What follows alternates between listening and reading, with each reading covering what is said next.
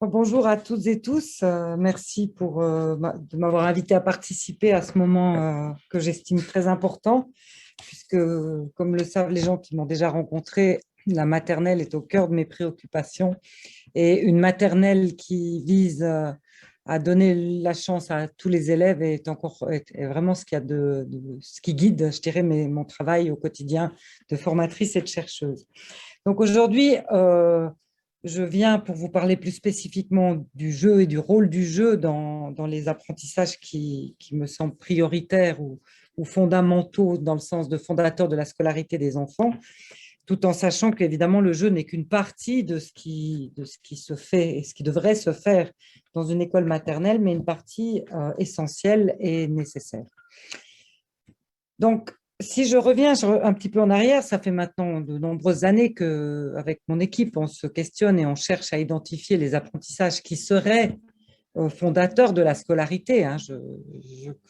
Ça compte, c'est dans la lignée de ce que vient de nous dire Christophe, hein, en termes d'identification de ce qui pourrait faire la différence. Aujourd'hui, je vais mettre l'accent sur un certain nombre de ces apprentissages qui me semblent plus qu'essentiels, que sont la capacité à se détacher de l'expérience, de ce qui se passe ici et maintenant, c'est-à-dire de pouvoir parler de cette expérience, de pouvoir revenir sur des expériences, mais aussi de pouvoir penser des expériences sans nécessairement les vivre, les faire pour de vrai. Donc, faire des expériences par la pensée. C'est un apprentissage qui est fondateur de la scolarité, puisqu'à l'école, on va apprendre justement en grandissant, on va devoir apprendre sans faire des expériences, mais en faisant des expériences par la pensée. On va, par exemple, apprendre ce qu'est la Révolution française alors qu'on ne peut pas y aller pour voir comment ça se passerait.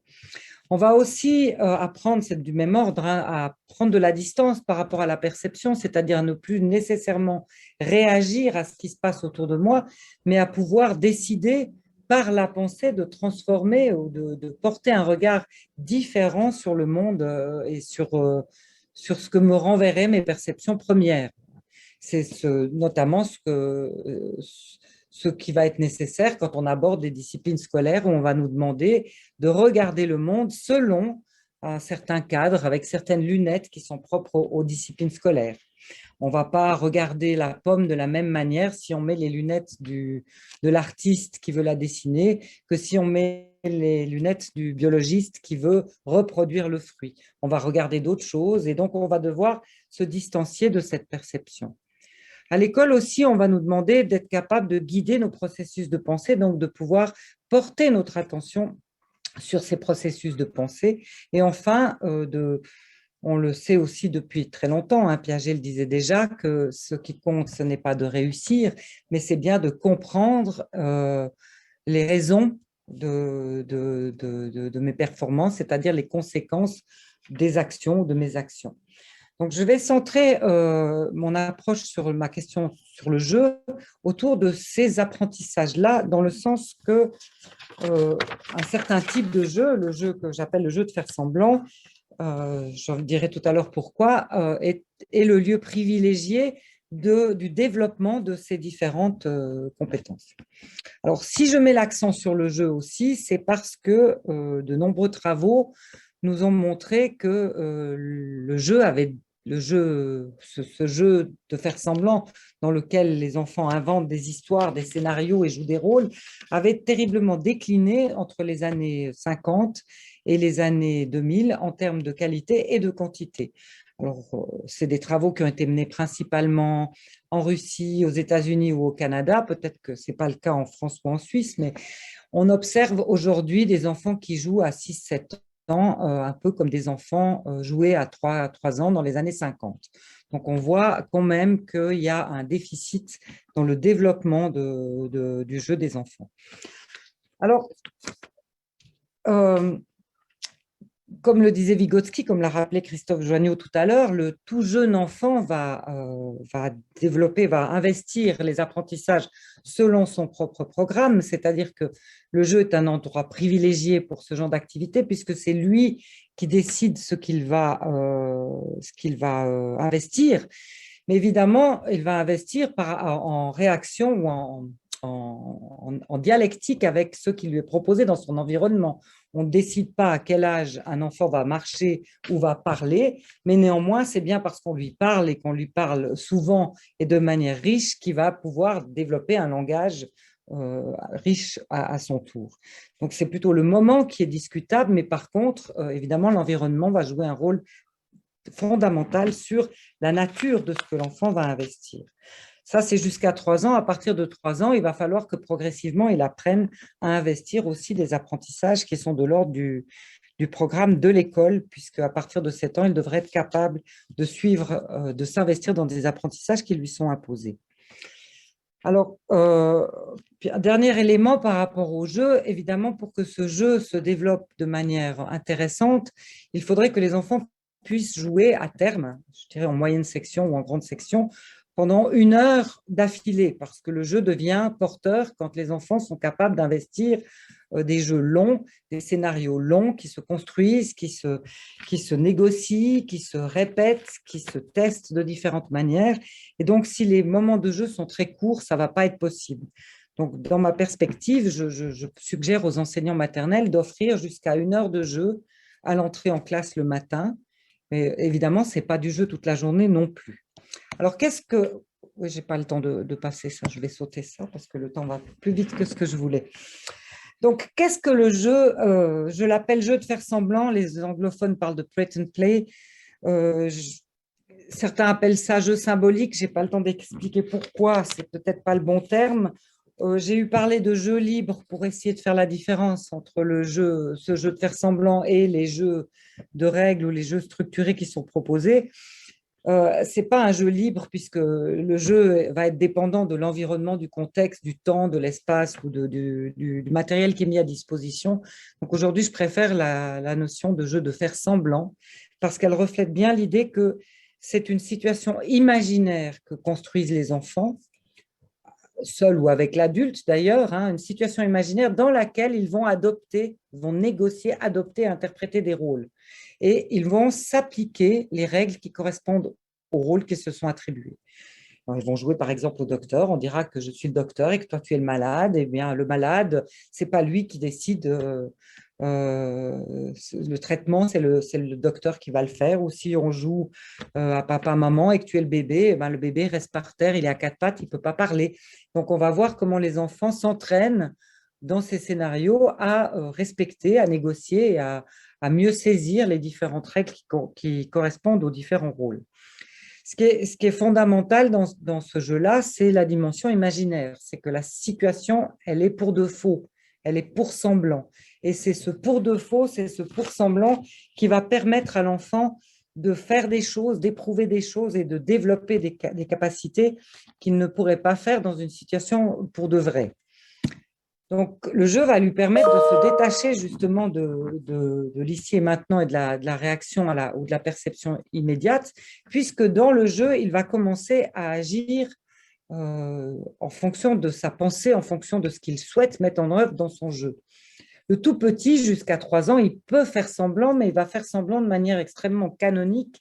C'est-à-dire que si vous lui donnez un gobelet, le tout petit, il va pouvoir faire semblant de boire, mais il va quand même être en réaction à la signification qui est donnée par l'objet. Si l'objet est un gobelet, eh bien, c'est l'objet qui va déterminer l'action. En grandissant, à partir de 3 ans, il doit pouvoir commencer à décider par la pensée en fonction des besoins du jeu, et c'est là que la situation imaginaire est intéressante, c'est que la situation imaginaire va nécessiter un besoin d'objet que l'enfant n'a pas à disposition, et d'un coup, il a besoin d'un chapeau, et du coup, ce gobelet va potentiellement, je l'ai mal vidé, donc j'en ai partout, va potentiellement pouvoir se transformer en chapeau, ou ce crayon va se transformer en baguette magique ou en épée, suivant les besoins de l'enfant. Donc, un des premiers enjeux, un des premiers apports fondamentaux de ce jeu de faire semblant, c'est que l'enfant va commencer à pouvoir transformer le monde en fonction de ses désirs ou en fonction du scénario qu'il est en train de construire. Là, vous avez sur l'image qui est en haut à droite de l'écran un enfant qui est devenu ambulancier et qui avait besoin d'une pédale d'accélération pour son ambulance. Et il est allé chercher la perforatrice. Donc, l'enfant va pouvoir explorer le monde, explorer la réalité, explorer ce qu'il a expérimenté par ailleurs, mais dans un monde où c'est ses idées, ses pensées qui vont guider, qui vont transformer les objets autour de lui. Évidemment, en grandissant, il a même plus besoin des objets. Quand on regarde jouer des enfants à 7, 8 ans, ils vont même plus avoir besoin d'un objet intermédiaire ou transitoire qui leur permet de faire semblant. Ils vont pouvoir dire, ben, regarde, dans ma main, j'ai une épée, et ils n'ont même pas besoin de cet objet-là. Mais dans cette période de 3 à 7 ans, eh bien, l'usage d'objets qu'on transforme va permettre cette mise à distance. Dans le jeu, les enfants vont aussi passer progressivement d'une imitation un peu conformiste, normée des rôles qu'ils ont observés à une transformation créatrice de ces rôles. Comme je l'ai dit pour les objets tout à l'heure, hein, où d'abord c'est l'objet qui dicte l'action et progressivement c'est l'histoire qui va dicter la signification des objets. Eh bien, dans le jeu, au début, les enfants vont jouer des rôles très stéréotypés. Ils vont jouer à la maîtresse. La maîtresse, elle gronde, elle donne des devoirs, elle demande de lever la main, elle demande de ne pas bouger, ou le docteur fait des piqûres, la vendeuse donne des objets, prend de l'argent, redonne de l'argent. Mais on est sur une imitation qui est relativement extérieure de ce que les enfants observent dans leur vie de tous les jours. Donc, progressivement, ils vont transformer ces mondes-là pour pouvoir entrer dans des activités plus créatrices, plus imaginaires, où les rôles qui vont être investis vont nécessiter autre chose que simplement une observation extérieure. Alors, c'est très intéressant pour celui qui observe, parce que celui qui observe va avoir accès finalement à ce que l'enfant a compris de ce qu'il est en train d'imiter. Si on observe un enfant qui gribouille, j'ai un enfant qui gribouillait une ordonnance en jouant au docteur, où il faisait 3 petits signes en disant: tu es très malade, tu dois donner ce papier à la pharmacie pour qu'on te donne du Dafalgan. Et puis il y avait 3 petits gribouillis. On voit dans la part de l'écrit qu'il est en train d'imiter la nature de ce qu'il a compris de l'écrit. Là, en l'occurrence, il a compris que on pouvait transférer une information par un petit écrit. Un enfant qui va imiter l'écriture de manière gestuelle uniquement, eh bien, on voit qu'il a peut-être pas saisi le sens profond de ce à quoi peut des fonctions de l'écrit. Donc, on va progressivement dans le jeu, par cette expérimentation et par la transformation, le test finalement de tout ça, permettre à l'enfant de transformer et d'explorer le monde qu'il est en train de comprendre. J'avais un papa une fois qui me racontait que son fils, au retour de l'enterrement de son grand-père, à 7 ans, avait commencé à construire des cimetières dans sa chambre avec tous les objets qu'il avait. Tous les matins, il recommençait à construire des cimetières dans sa chambre. Le papa, un peu inquiet, est resté observateur. Et puis, au bout d'une semaine, quand l'enfant a arrêté de construire des cimetières, le papa lui a demandé pourquoi il ne les faisait plus. Et le petit lui a répondu: eh bien, parce que maintenant, c'est bon, je sais où est grand-papa. Donc, à travers cette transformation de la réalité, le fait d'éprouver les choses selon différentes manières, et puis si je suis la maman qui gronde, et si je suis la maman qui gronde pas, et si je suis l'enfant puni, l'enfant blessé, si je suis celui qui réussit, celui qui échoue, eh bien, je vais petit à petit, par cette transformation, apprendre à dépasser l'imitation et à éprouver différentes possibilités de la pensée. Donc, en jouant, je vais aussi apprendre à adopter différentes perspectives. Je vais avoir la perspective de la maîtresse, la perspective de l'élève, la perspective du docteur, de celui qui pique, de celui qui a mal parce qu'il est piqué, de celui qui écoute, de celui qui parle, etc. Voire du super-héros qui traverse le monde. Dans le jeu, tout est possible. Je peux aller sur la Lune, je peux changer de pays, je peux faire passer les journées à toute vitesse. Donc, je vais pouvoir explorer différentes perspectives, ce qui va être nécessaire, comme je le disais tout à l'heure, pour entrer dans les apprentissages scolaires. Je vais aussi apprendre à éprouver des émotions de manière consciente, puisque dans le jeu, je peux décider d'être fâché, décider d'être triste, décider d'être content. Ce qui est fascinant dans le jeu, c'est que je peux être content d'être fâché. Je peux être content d'être triste, je peux éprouver différentes émotions en parallèle, de plus ou moins conscientes, et c'est notamment ces tensions qui vont favoriser le fait que le jeu provoque une zone de développement potentiel, puisque dans le jeu, l'enfant va pouvoir éprouver des tensions entre différentes émotions, entre différents registres de pensée ou de langage. Et donc, dans le jeu, je vais aussi apprendre à développer mon empathie, puisque j'apprends à me mettre à la place d'autrui, à ressentir ce que pourrait ressentir autrui. Alors, dans la continuité, on voit que ce jeu va favoriser le développement de comportements intentionnels euh, ou de l'ordre de l'autorégulation. Si on observe le jeu des enfants, quand il se développe, au début, l'enfant est immergé dans le jeu. Petit à petit, il imite des comportements. Bonjour madame, j'aimerais 3 carottes. Et progressivement, la dimension imaginaire, le scénario imaginaire va prendre le dessus et l'enfant commence à parler de l'action qui est en train de se mener ou même à parler de l'action qui va se mener. Quand le jeu s'est vraiment bien développé, on observe chez les plus grands parfois qu'ils passent plus de temps à construire, à raconter, à imaginer le jeu qu'ils vont jouer, plus de temps que de le jouer réellement. Et c'est là qu'on voit l'intérêt du temps très long. J'ai avec des classes, on a essayé de faire ce travail-là avec des classes de CE1 où les enseignantes octroient 2 heures de jeu une fois par semaine aux enfants. Et ces 2 heures de jeu sont fixées dans la semaine. Donc, ils savent, par exemple, que vendredi matin, ils ont 2 heures de jeu et on les entend depuis lundi en train déjà de construire le jeu qu'ils vont jouer vendredi. Alors, vendredi, on dira que tu seras le chevalier, puis on ira au château. Et on voit comment progressivement le jeu se déplace vers l'organisation du jeu ou la narration ou l'imagination du scénario. Et donc, dans le jeu, on voit que l'enfant apprend petit à petit à découpler l'action et le discours sur l'action. Il va apprendre à guider son action. Alors, on va parler de prémisse de la métacognition, on pourrait parler de méta-action, puisque c'est plutôt l'action qui est décrite. Mais enfin, l'enfant dans le jeu est à la fois le metteur en scène et l'acteur.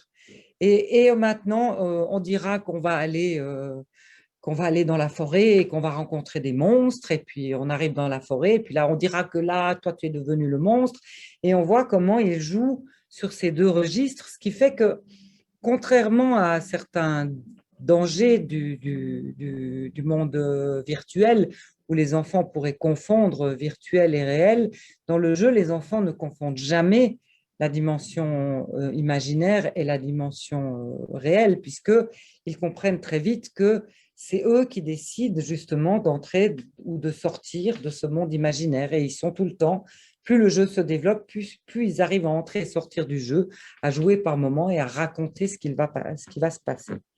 Donc, on voit bien comment se développe l'autorégulation, puisque l'autorégulation, c'est cette petite voix intérieure qui nous permet de rester, de négocier avec nos émotions, de guider notre pensée, de décider consciemment de maintenir notre attention.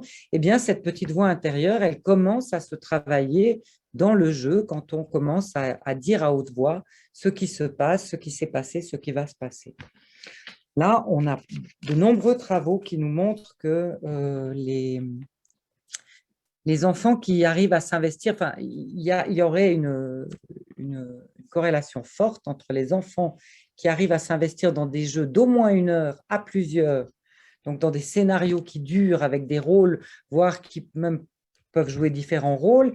Eh bien, il se trouve que quand on observe les enfants dans des moments d'activité plus structurés, dirigés par l'enseignant, ce sont ceux qui font le plus preuve d'autorégulation. Et on a une capacité à se concentrer, à persévérer, à maintenir volontairement son attention, qui est plus élevée chez les enfants qui arrivent à développer des jeux, ce que certains auteurs appellent des jeux matures, c'est-à-dire des jeux qui durent même des fois plusieurs semaines, dans lesquels ils reviennent, des jeux qui sont de plus en plus riches, qui sont de plus en plus détachés du conventionnel, qui font entrer des mondes imaginaires, des mondes issus de la littérature, etc. Donc, le jeu est avant tout un lieu dans lequel l'enfant ne va pouvoir investir que ce qu'il a expérimenté ou que ce qu'il est en train d'apprendre. On ne verra pas dans un jeu un enfant faire semblant ou essayer d'explorer le monde de l'écrit s'il n'a jamais vu quelqu'un écrire. On ne verra dans le jeu que ce que l'enfant est en train de vivre. Alors là, j'ai deux exemples. À droite, vous avez une classe qui s'est transformée en hôpital. On a eu beaucoup de classes hôpital cette année chez nous, dû à la pandémie, où on a eu des classes hôpital, on a eu des classes lieux de test, lieux de vaccination, on a aussi on a eu des super-héros tueurs de virus, on a eu plein de choses assez intéressantes. On voit comment ce que les enfants sont en train de vivre va prendre la place dans leur jeu, puisque c'est ça qu'ils doivent chercher à comprendre et donc ils vont chercher à expérimenter. Mais c'est la même chose pour ce qui est de l'ordre des savoirs. Hein. Là, à gauche, vous avez une petite fille qui a appris le matin dans une activité phonologique euh, où elle devait décoder des syllabes. Et puis, comme cette petite fille était en train déjà d'être capable de discerner les lettres, les sons, quand elle a eu le mot lit, elle a posé la question à la maîtresse de savoir si dans lit, on entendait l d'abord ou i d'abord. Et puis l'enseignante l'a guidée pour que la petite puisse dire, mais oui, dans lit, on entend l d'abord et i ensuite. Et puis l'activité s'est terminée et qu'une demi-heure plus tard, les enfants avaient un temps de jeu libre.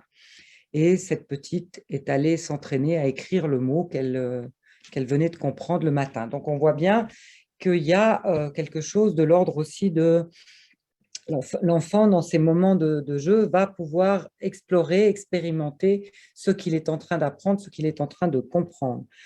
Probablement que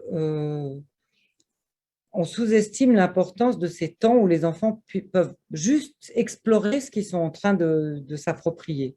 Si on regarde les jeunes, quand ils apprennent, les jeunes enfants, quand ils apprennent de nouveaux mots, ils ont besoin de les placer dans la conversation pour pouvoir se les approprier. Et ces temps de jeu sont vraiment des temps où les enfants vont pouvoir justement replacer, réessayer, faire des choses sans risque, parce que c'est pour de faux. Hein. Si j'écris faux, c'est pas grave, c'est pour de faux. Donc, ils vont pouvoir prendre des risques souvent qui vont bien au-delà de ce qu'ils prendraient comme risque dans des situations où ils seraient observés ou évalués. Ils vont prendre des risques pour explorer tout ça de différentes manières. Dans le jeu, pour de faux, je peux écrire lit de différentes manières. Je peux m'amuser à écrire pour voir ce que ça donne. Je peux explorer l'hôpital, je peux explorer ce qui se passe pour ma grand-mère qui a été à l'hôpital parce qu'elle était malade du coronavirus, etc. Donc, autant émotionnellement que du point de vue des outils de la culture, le jeu va être le lieu d'exploration de tout ça. Donc, c'est aussi la richesse de ce qui va être offert à l'enfant autour du jeu qui va favoriser la richesse du jeu.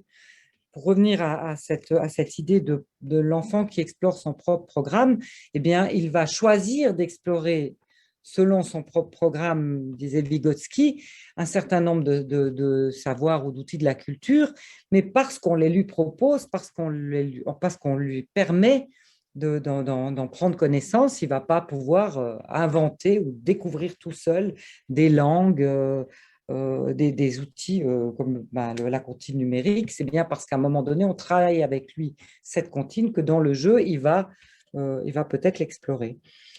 Évidemment, la culture, on va la retrouver aussi par rapport aux contes, par rapport aux histoires que l'enfant comprend et qui va réinvestir dans les jeux. Là, je fais un petit lien avec les travaux de Sylvie, et notamment avec Naramus. Évidemment, plus les enfants ont accès à un univers riche d'histoires, de personnages, de rôles, plus le jeu va pouvoir s'étoffer et sortir justement de certains stéréotypes. Donc, le jeu se nourrit de la culture, mais le jeu est aussi un lieu d'appropriation des outils de la culture ou de construction du sens de ces outils. Ici, on a à droite une petite fille qui joue à la maman avec une autre copine, où elle lui organise sa semaine et elle lui explique que lundi, tu as l'école, mardi, tu as l'école, mais samedi, tu n'as pas l'école et dimanche, tu n'as pas l'école. Donc, on voit comment la petite, les jours de la semaine sont à disposition dans un coin de la classe, donc elle peut recopier plus ou moins ces jours-là. Après, le reste, elle le fait de manière sous forme d'écriture émergente, mais on voit déjà énormément de choses qui sont acquises en termes d'écrit. Là, ce qui est exploré, c'est plutôt la compréhension du temps et la compréhension de comment on différencie un lundi, un mardi d'un samedi ou d'un dimanche. Et notamment, on a appris à l'école qu'on savait qu'on n'est pas dimanche quand on est à l'école parce que le dimanche, on n'a pas l'école. À gauche, j'ai dû couper parce que je devais cacher des visages. On a deux petits garçons qui jouent aux espions et qui sont en train de se promener, de se cacher sous les bureaux parce qu'ils espionnent le reste de la classe. J'ai eu la chance ce jour-là d'être assise au bureau quand ils sont venus se cacher sous le bureau et donc j'ai pu glisser ma caméra sans qu'ils s'en rendent compte et j'ai eu accès à un moment où un enfant, donc le petit qui a un pull bleu, a dessiné un plan de la classe. Alors le plan de la classe n'est pas du tout réglementaire, hein, c'est son plan de la classe à lui, et il explique à son petit collègue en rouge, tu vois, on dirait qu'on est là, et maintenant on dira qu'on va aller là, et on va devoir passer sous ce bureau-là. Là, c'est le bureau de la maîtresse, alors que c'est juste des petits points avec des traits rouges, mais on voit justement l'enfant qui commence à comprendre le sens d'une carte, hein, le sens d'un plan. Un plan, ça permet de se situer, ça permet d'anticiper un déplacement. Ces dimensions-là, il les a comprises. Et donc, si on observe ces élèves, on peut se dire, eh bien là, ce qui est acquis, c'est le sens d'un plan, c'est-à-dire l'outil plan comme outil qui nous permet de nous situer, de penser, organiser, anticiper des déplacements dans l'espace. Par contre, ce que ces deux enfants n'ont pas compris, c'est la nécessité d'un code commun, parce que si on a chacun notre plan, on va avoir de la difficulté à discuter, à organiser le travail. Donc, eh bien, à la suite de ce moment de jeu, l'enseignante a proposé à ces deux enfants d'expliquer, de présenter leur plan et ils ont eu une discussion sur l'intérêt que ça pourrait avoir d'apprendre à faire un plan qui soit compréhensible par tout le monde. Donc, on voit le sens des apprentissages qui se construisent et dans l'équilibre entre des procédures dont le risque évoqué par Christophe Joigneau tout à l'heure est évident, d'un enseignement de procédures avec des enfants qui récitent des comptines numériques, qui déchiffrent des textes sans comprendre que lire, c'est accéder au sens de ce que je suis en train de déchiffrer, etc. Eh bien, dans un jeu plus complexe, l'enfant va pouvoir justement avoir accès pour de faux par des expériences qui permettent de faire une expérience complexe, mais pour semblant, au sens de ses apprentissages. Je prends un exemple tout simple. Quand on voit des enfants jouer à des jeux très stéréotypés comme le magasin où ils viennent, bonjour madame, j'aimerais 3 carottes, on lui donne 3 carottes ou même pas 3 carottes, c'est égal. On voit des enfants qui sont plutôt en train d'entraîner des procédures, hein. Je dis 3, je compte 3, je donne 3, etc. Dans un jeu plus complexe, je vois par exemple cette année une classe qui jouait au restaurant. Les enfants avaient vraiment introduit deux lieux dans la classe, le lieu du restaurant et la cuisine à un autre endroit. Et là, on voit l'importance de la distance spatiale ou temporelle dans l'usage des outils de la culture. Eh bien, les enfants prenaient des commandes, certains enfants prenaient des commandes au restaurant, passaient par la cuisine et ramenaient des commandes. Et puis, évidemment, ils n'avaient jamais le bon nombre de verres de coca, le bon nombre de hamburgers, etc. Et donc, ça a permis de travailler avec eux comment on va faire, comment on va s'y prendre pour que dans le passage du restaurant à la cuisine et le retour de la cuisine au restaurant, on pourrait être sûr de se souvenir de la commande et ramener la commande adéquate. Et là, on voit que dans ce type de jeu qui se complexifie, l'enfant va pouvoir comprendre que quand on a à un moment donné une distance dans le temps ou dans l'espace, eh bien, on a besoin d'outils, de la culture pour mémoriser des informations, pour transporter des informations, pour anticiper des actions, pour communiquer des informations. Et c'est ce qui se passe souvent dans ces jeux-là. Et du coup, on a, par l'action de faire semblant, accès à des possibilités qui vont venir compléter l'apprentissage de ces procédures qui n'ont pas d'intérêt si elles sont toutes seules, si elles ne sont pas mises en regard de situations particulières. Alors, ce pour semblant, évidemment, il est central parce que progressivement, au début, on fait pour semblant et en grandissant, on doit pouvoir faire ces expériences seulement dans sa tête, seulement par la pensée. Et le jeu est une étape intermédiaire où l'enfant apprend à faire des expériences qui ne sont pas des vraies expériences. Il apprend à faire des expériences pour de faux, pour que progressivement, il puisse apprendre à faire ces expériences par sa seule pensée. Je n'ai pas du tout regardé l'heure. Je crois qu'il doit me rester 4-5 minutes. Je ne sais pas du tout. Vous me faites signe si jamais. Oui, oui, c'est bon. C'est 5 minutes, normalement, ça devrait, Merci. ça devrait être bien. Alors, juste un petit détour là sur les travaux de Johnson et ses collègues qui ont observé des tas de classes maternelles. Alors après, on peut discuter sur ce qu'on appelle une école maternelle de qualité, mais ce que ces chercheurs ont montré, c'est que quand le travail se fait, c'est-à-dire que quand l'enfant trouve du sens dans les activités d'apprentissage structurées qui lui sont proposées et peut les explorer ou les mettre en œuvre dans des activités plus libres, comme un jeu de faire semblant, eh bien, on devrait voir apparaître dans les jeux ce que l'enfant est en train d'apprendre par ailleurs. C'est-à-dire qu'on devrait voir qu'il est en train suffisamment de comprendre l'intérêt des outils de la culture qu'on lui transmet dans des moments d'enseignement plus structurés, de les comprendre de telle manière à ce qu'il les réinvestit, il les triture, il les explore pour mieux les faire siens dans des moments plus libres.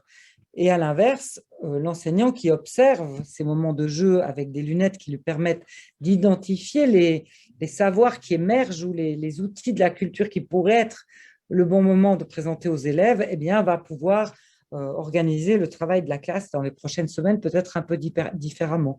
Si je reprends mes deux petits espions tout à l'heure, eh bien évidemment que dans cette classe-là, on a parlé du plan de la classe. C'est pas venu tout seul.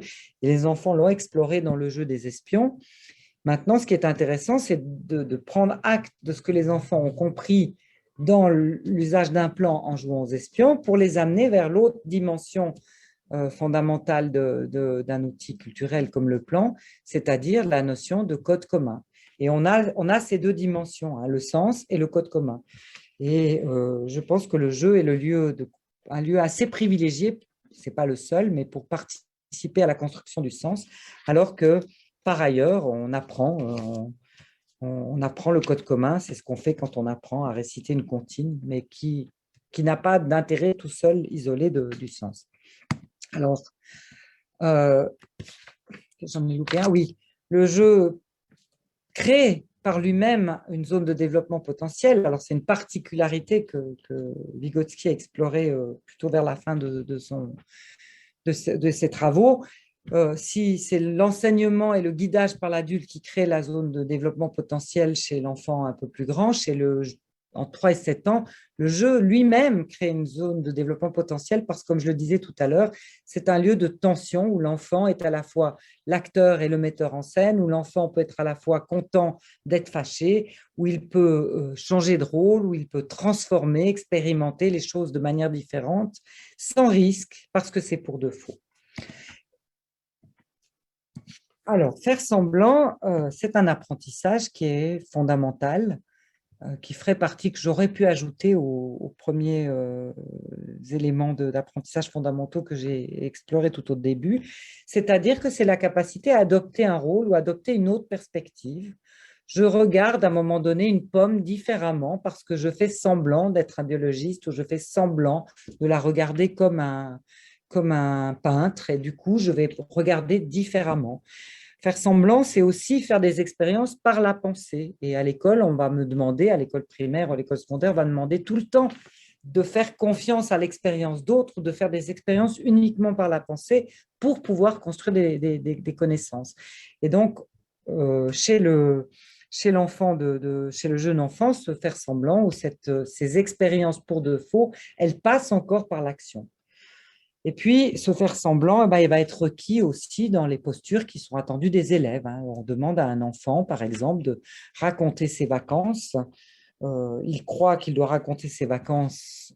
S'il croit qu'il doit raconter ses vacances, il va certainement avoir des difficultés, alors que s'il fait semblant de raconter des vacances en disant je et en faisant attention à la structure narrative et à la qualité de son discours, il y a de fortes chances qu'il réponde plus aux attentes de l'école. Donc, cette capacité, elle va être requise régulièrement dans son parcours. Progressivement, ce jeu va être intériorisé par l'enfant pour devenir, pour Vygotsky, l'imagination de l'adolescence, c'est l'intériorisation du jeu de l'enfant. C'est un jeu sans l'action. Si si on s'observe, nous, adultes, en tout cas moi, je joue à faire semblant très souvent dans ma tête pour revivre des situations qui m'ont questionné ou dont j'ai pas vraiment tout compris, ou pour, si je me suis fâchée, par exemple, avec mon conjoint, je vais rejouer la bagarre dans ma tête, pour, même des fois à haute voix dans ma voiture, pour essayer de comprendre ce qui s'est passé. Je vais utiliser ce jeu de faire semblant pour anticiper une situation, si j'ai un entretien d'embauche, où je vais jouer à les questions qu'on pourrait me poser, comment je vais répondre.